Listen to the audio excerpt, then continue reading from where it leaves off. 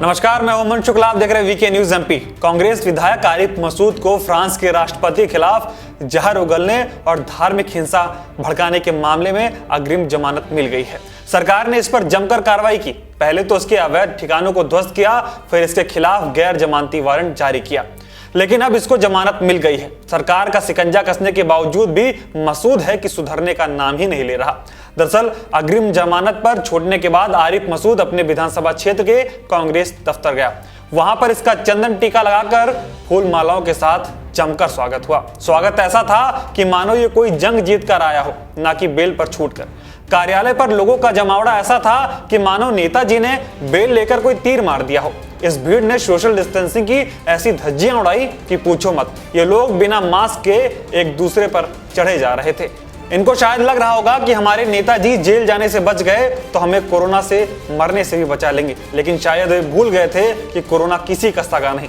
इसने अच्छों को नाकों चने चबा दिए हैं। भोपाल में फ्रांस के राष्ट्रपति के खिलाफ प्रदर्शन में इन लोगों ने सोशल डिस्टेंसिंग का पालन नहीं रखा था और वहां पर भी इसका मजाक बनाकर रख दिया था। इसी के चक्कर में 500 से ज्यादा लोगों पर केस भी दर्ज किया गया था। इकबाल मैदान में सोशल डिस्टेंसिंग की धज्जियां उड़ाने का केस झेल चुका मसूद सुधरने का नाम ही नहीं ले रहा। पीसीसी दफ्तर पर पहुंचने के बाद इसने लव जिहाद के मामले को लेकर भी खूब जहर उगला।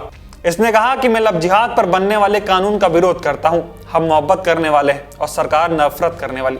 साथ ही सरकार को निशाने पर रखते हुए कहा कि हम गंगा जमुना संस्कृति को बढ़ावा देते हैं और वो धार्मिक तनाव को बढ़ावा देते हैं। मसूद को शायद भूलने की भी बीमारी है, तभी तो इकबाल मैदान में दिए गए अपने भड़काऊ भाषण को भूल गया। वो ये भूल गया कि जो भाषण इसने दिया वो प्रदेश में कितनी बड़ी हिंसा को दावत दे रहा था।